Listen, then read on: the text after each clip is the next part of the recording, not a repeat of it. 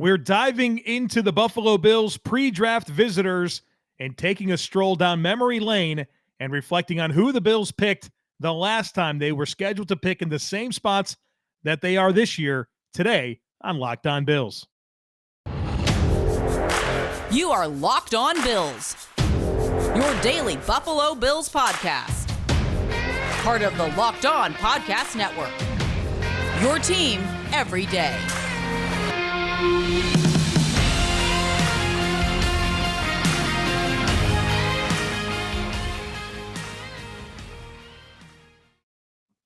What's up, Bills Mafia? It's Joe Marino from the Draft Network, and I'm your host of Locked On Bills.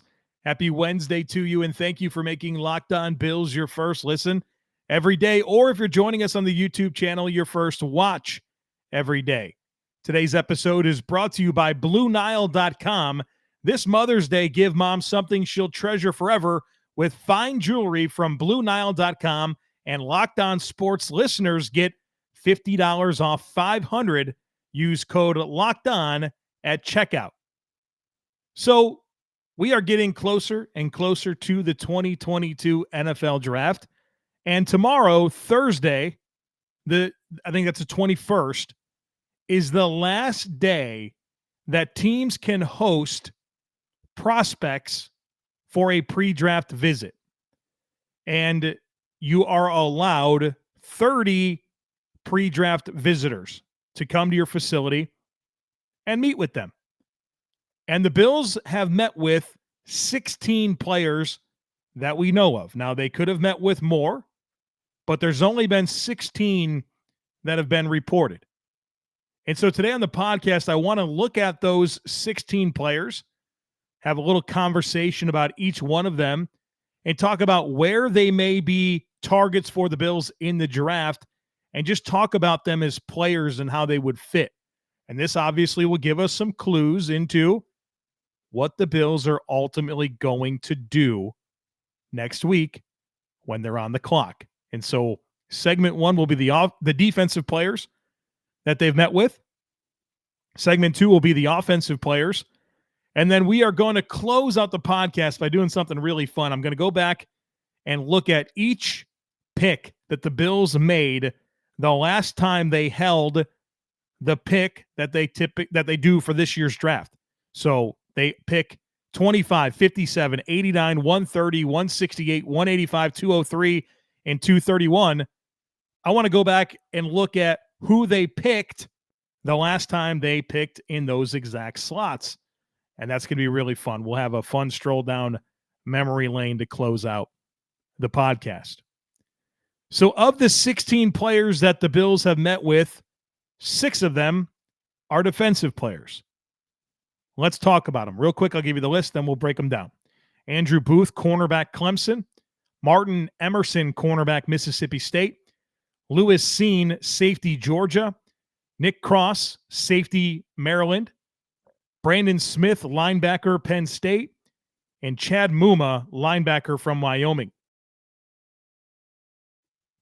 So you guys know that I'm really high on Andrew Booth. I think he'd be a slam dunk pick at number 25. He's a versatile corner that can play man coverage, press coverage, zone coverage. He's an unbelievable tackler. He's super physical. He's got great ball skills. He's a phenomenal athlete. And over the last year and a half as a starter for the Clemson defense, he has been locked down. I think he's a phenomenal prospect. He's a dream pick for me at 25. Now, the reason we're talking about Andrew Booth being available at pick 25 is because he does have some medical things going on right now where he had a surgery for, I believe, a sports hernia. And everybody responds differently from those surgeries. It's the same thing Colby Listenby had. And if you guys remember Colby Listenby, he was a speedy receiver out of TCU that never played for the Bills. And the Bills took him on day 3, I guess 10 or 15 years ago. So they're probably wanting to get an advanced look at those medicals and bring him in to meet with the team doctors and really understand the full breadth of that situation. But if the medical team signs off on Andrew Booth and he's there at 25, turn in the card. He's such a joy to watch on tape. Just watch any game that he's played in, and he does at least one thing that leaves your jaw on the floor, whether it's getting off a tackle and making a physical play against the run, making a play on the ball. You could just tell this guy doesn't want to give anybody an inch. Really, really good football player. Would love him at 25 if the medicals check out. The Bills met with Martin Emerson, cornerback from Mississippi State. I think he's more of a third or a fourth round target as a zone corner through and through. Long, scrappy, tackles, stays leveraged in coverage. He's just not an athlete, right? That's going to be the concern here. So this is very much the typical scrappy zone corner with length that the Bills have went after in the past. He fits the prototype. I think he can be a serviceable starter in his zone defense, but I don't think he offers anything new. I don't think he gives you anything different than what you had in Levi Wallace. So, starting caliber mid-round prospect doesn't give you dynamic athletic ability. Lewis Seen, safety from Georgia. I think he's a really good football player.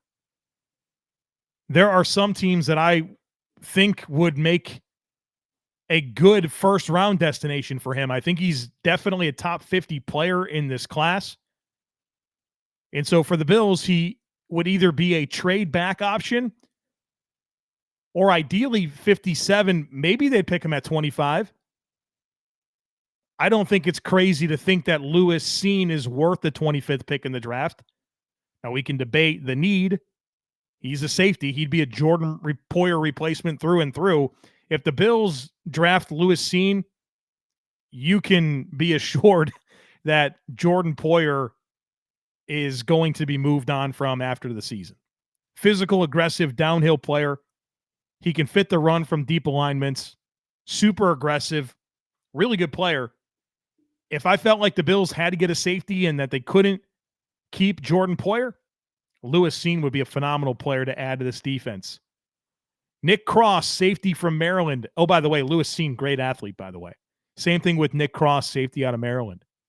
Really good player, versatile. Can play free. He can play down in the box. He can play in the slot. Super good athlete, physical, aggressive trigger, good ball skills, really good ball skills. He's kind of an over-aggressive player where I think he's got to mature a little bit with how he processes, but I think he'd be a really good second or third round pick for any team. He's a good football player that I think has a nice ceiling to develop into as a quality starter. They brought in Brandon Smith, a linebacker from Penn State. Brandon Smith is a phenomenal physical talent. He's got all the size and length and athleticism that you could ever want in a linebacker. He just has very uneven tape. His ability to apply those physical gifts is hit or miss on tape. And he's definitely not a player that showcases his best abilities in the box. So if you want a guy that can stack blocks and take on contact and play downhill, Brandon Smith is going to leave something to be desired. If you want a rangy player that gives you some coverage upside because of the length and the athleticism, if you want a guy that can blitz and shoot gaps, Brandon Smith can be that for you. But you're going to be disappointed when you marry the physical skill with the tape because they don't match up. And he's a guy that in 2020, I was higher on him as more of an outside linebacker. They brought him more into the middle of the defense this past year at Penn State, and I thought he struggled. Thought his tape was very, very uneven. So I'm probably describing a player that many of you perceive Tremaine Edmunds to be. And I think that's actually a pretty fair comparison. But I don't think that Brandon Smith has that type of ceiling in the NFL, and I think Tremaine Edmunds has proven his ability to run this defense. So if that was kind of a one-for-one swap in 2023, I'd be pretty underwhelmed. I think of Brandon Smith as kind of an early day 3 prospect.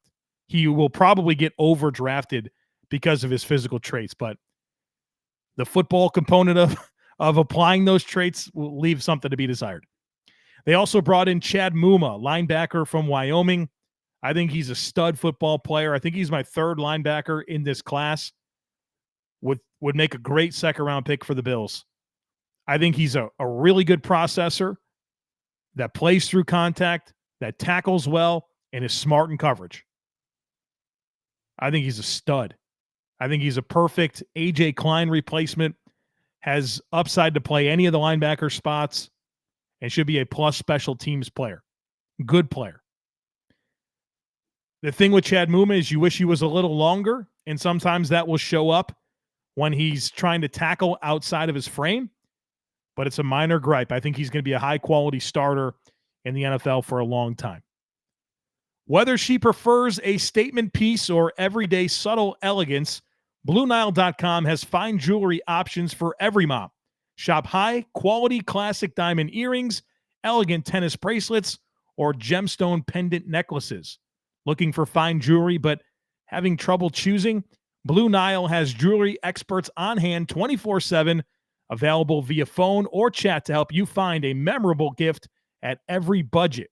Mark Mother's Day with something enduring: classic diamond stud earrings, elegant tennis bracelets, birthstone pendants, and so much more over at BlueNile.com.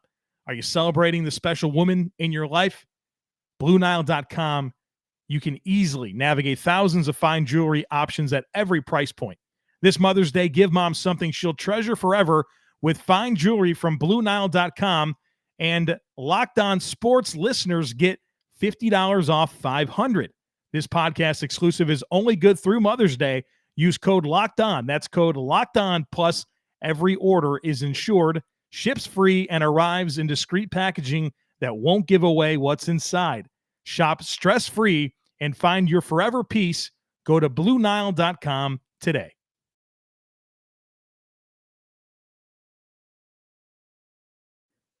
All right, let's work through these offensive players that the Bills have brought in for a pre-draft visit.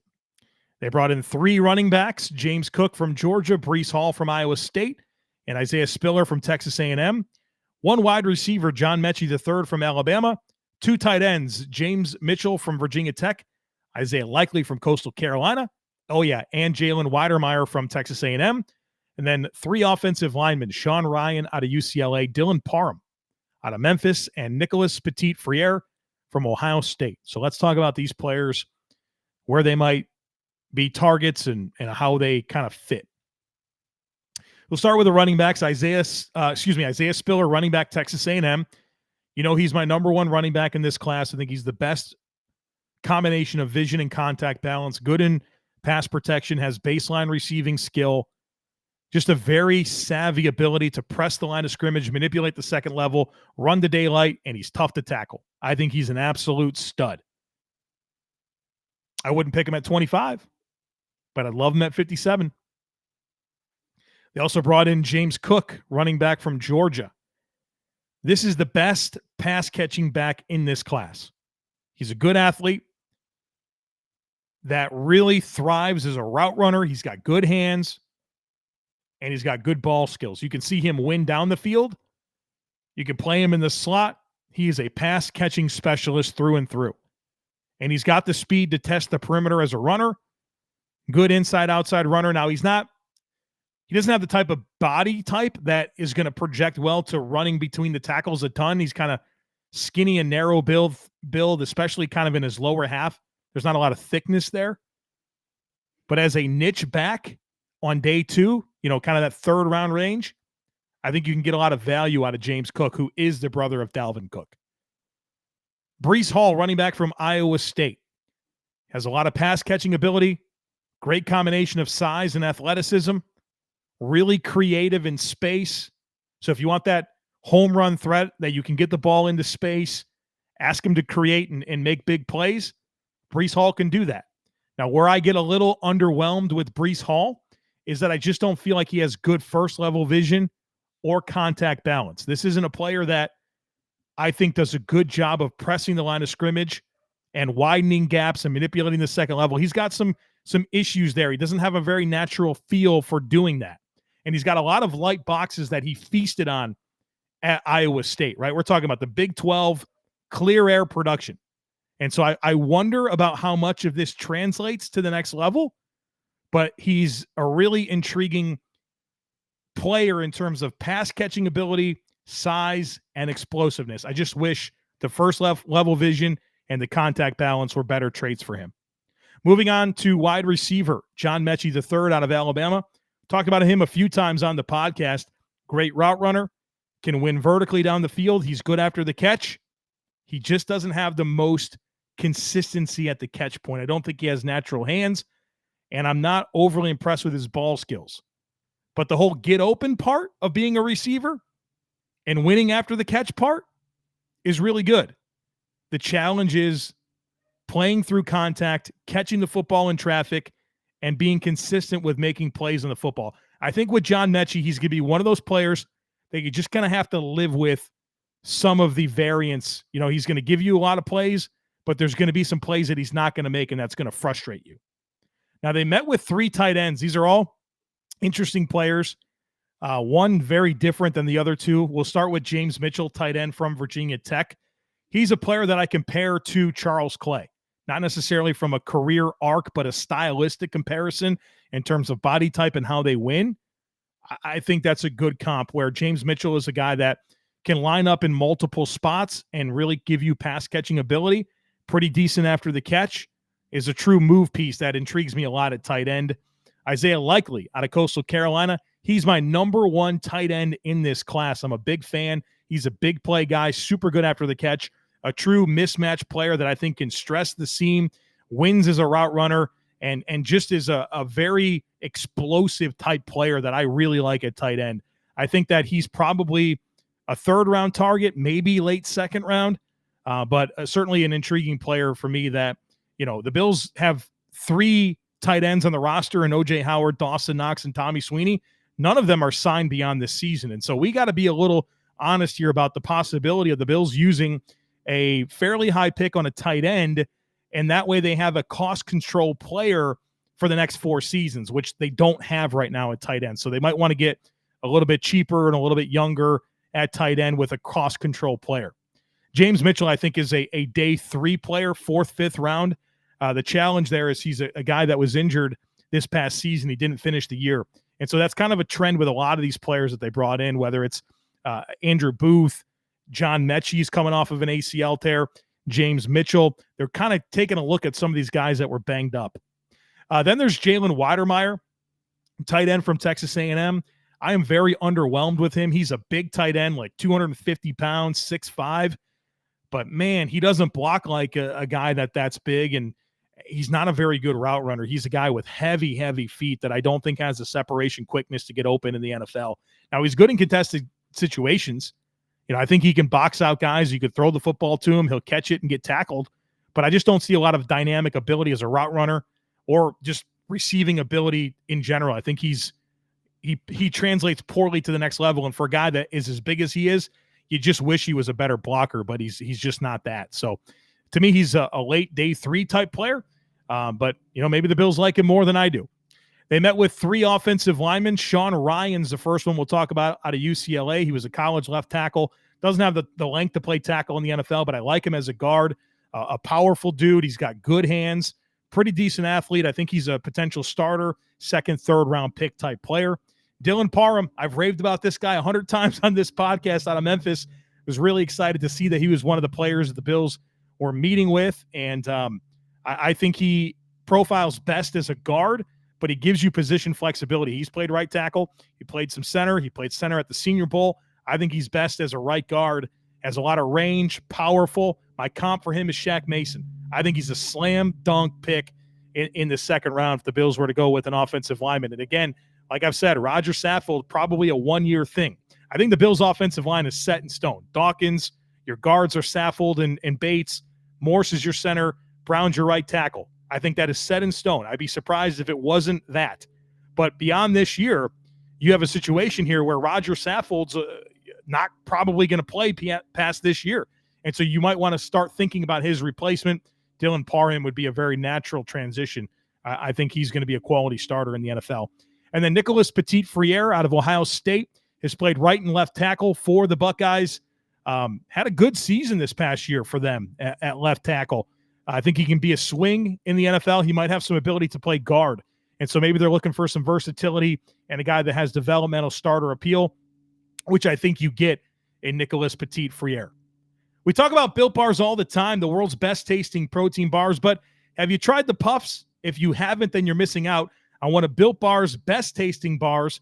Puffs are the first ever protein-infused marshmallow. They're fluffy, they're marshmallowy. They're not just a protein bar, they are a treat, and they're covered in 100% real chocolate because all Built Bars are covered in 100% real chocolate, and they're healthy for you. Most Built Bars, they contain 130 calories, 4 grams of sugar, 4 net carbs, and 17 grams of protein. They have a ton of great flavors: raspberry, mint brownie, coconut, and new flavors are coming out all the time. So check out Built.com often to see what's new.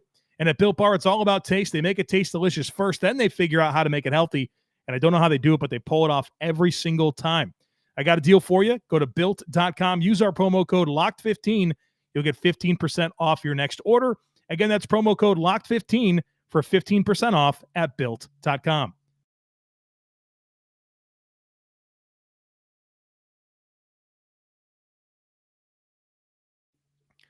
All right, so I've been looking forward to sharing this information with you. This is the last time the Bills picked in the slots that they're scheduled to pick in the draft. What happened? Now, part of me, I'm a little nervous about doing this because, a little spoiler here, there's not a whole lot of success with the players that the Bills picked the last time they were in these spots. And so I feel like this is going to give everyone who is for trading up or is kind of warming up to the idea of trading up, you guys are going to be all in after I tell you about these selections, because there has not been a lot of success the last time the Bills picked 25, 57, 89, 130, 168, 185, 203, and 231. So let's do it. Let's walk through or walk down memory lane and uncover what happened the last time the Bills made picks in these slots. So pick 25, that's the Bills' first round pick. This is going to be very uneventful. The Bills have never made a selection with the 25th pick in the draft. So there's nothing that we can point to. Now, the good news is they have picked at all the other spots, so we will have something to talk about, but not at 25. They've never picked there. At 57, the last time the Bills held the 57th pick in the NFL draft was in 1985. They picked Frank Reich, quarterback, Maryland, and that was a good pick. Now, Frank Reich was never known for his tenure as a starting quarterback in the NFL, but we all know how valuable he was as a backup quarterback, and he had a long career as a backup quarterback, and now he's doing a great job as a coach, the head coach of the Indianapolis Colts. Played with the Bills from 1985 through 1994, 9 seasons, went 4-4 as the Bills starter in the regular season. And then, of course, he led the comeback win over the Houston Oilers. The Bills were down 38-3 and came back and won it. So big-time comeback win, the largest deficit ever overcome in the history of the NFL. Now, one other Frank Reich fun fact that everybody should know is that at one point he held the record for leading the largest comeback in college football history. Back in 1984, he led Maryland to a come-from-behind win when they were down 42-9 to the Miami Hurricanes. And that record held until 2006. I think Michigan State and Northwestern topped the deficit that he came back from. So Frank Reich, great head coach, great backup quarterback, and some big-time comebacks on his resume. Now, I won't do this for every pick, but I thought it was notable that the Bills also picked 57 in 1973. So in 85, they picked Frank Reich. In 1973, they picked Joe Ferguson, quarterback out of Arkansas, who was the Bills starter for a long time. In fact, no quarterback in the history of the team has started more games than Joe Ferguson. Now, his rookie season was 1973, and all he did was hand the ball off to O.J. Simpson, and he rushed for 2,000 yards. First time that was ever done in the history of the NFL. But, Joe Ferguson went on and became more and more productive. I think there was at least one season where he led the NFL in passing yards. And, we're not going to remember him as this all-time great quarterback. But for that era of Bills football from like 1973 until Jim Kelly got there, I mean, he was the guy that bridged the gap. And it was a long bridge. And the team was kind of, they went through a lot of different things with coaching and executives and disagreements on the direction of the franchise, all that type of stuff. But Joe Ferguson was a warrior on the field, known for his toughness. I think he'd be a better quarterback today than he was back then. He was kind of ahead of his time with his dual threat ability and his toughness. But a player that I think we should have a lot of respect for as Bills fans for what he was able to get done in some challenging situations. And then, he overcame cancer on 2 different occasions. So a really tough dude on and off the field, and a player that, as I've researched a lot, which I have, obviously writing the book, Buffalo Go Bills, which you can order right now at buffalobillsbook.com. You can pre-order it. I've gained a lot of respect for Joe Ferguson and what he meant to this franchise. At pick 89, the last time the Bills held that pick was in 2000. They selected Corey Moore, a linebacker from Virginia Tech. He lasted just 1 season in Buffalo. He played in 9 games with 4 starts, collected 15 tackles, 1 sack, 1 forced fumble, 1 fumble recovery, was released after 1 season, signed by the Dolphins, played in 1 game for the Dolphins, and that's it. Just a 2-year career for Corey Moore. In pick 130 in 1994, that was the last time the Bills held pick 130. They drafted Sean Crocker, a defensive back out of North Carolina. He didn't make the roster, and he never played in an NFL game. The last time the Bills picked 168 was in 1986. They selected Bob Williams, a tight end from Penn State, and he also never played in an NFL game, so that really didn't work out. The last time they picked 185 was in 1997. They selected Marcus Spriggs, an offensive lineman from Houston. He was a reserve offensive lineman with the Bills from 1997 through 2000. He started 7 games total, 5 in the year 2000. Then he went to Miami for 2 seasons, spent 1 in Green Bay, and had a 7-year career as a backup offensive lineman as a 6th-round pick. I think that's a pretty decent career for what you should expect for an offensive lineman drafted pick 185. Pick 203, the last time that happened, last year. The Bills picked Marquez Stevenson, wide receiver out of Houston. And so you guys know exactly how that's went so far. Hopefully he could take a step this year and maybe command a bit of a role on the offense, maybe have some chances to win down the field. Maybe he's grown as a return guy, and so we'll be glued into his development. But back-to-back years, the Bills hold pick 203. And the last pick that the Bills have is 231. The last time they picked there was 1980. They picked defensive back Kent Davis out of Southeast Missouri State. Not running back Kenneth Davis, defensive back Kent Davis. Kent Davis never played in the NFL. So you have some very underwhelming selections. 3 guys that never played in the NFL after the Bills drafted them at 130, 168, 231. You have a quarterback that you drafted in the 2nd round that was never a starter. Your 3rd-round guy, Corey Moore, played 1 season for you. So hopefully Brandon Beane does a better job than his previous GMs did, because those picks didn't really come to fruition the way they would have hoped for. But Brandon Beane, certainly a great resume drafting for the Buffalo Bills, and I'm anxious to see how it all unfolds in just over a week. All right, folks, that's going to do it for us here today on the podcast. My understanding is that we're going to hear from Brandon Beane on Wednesday for his pre-draft press conference. And so if that is the case, the Thursday show will be my reactions to what Brandon Beane says and really picking apart the information that he shares during his press conference. So don't miss it. Make sure you're subscribed. We'd love it if you took a second to rate, review, and share the podcast. Have a great rest of your day, and I look forward to catching up with you again tomorrow.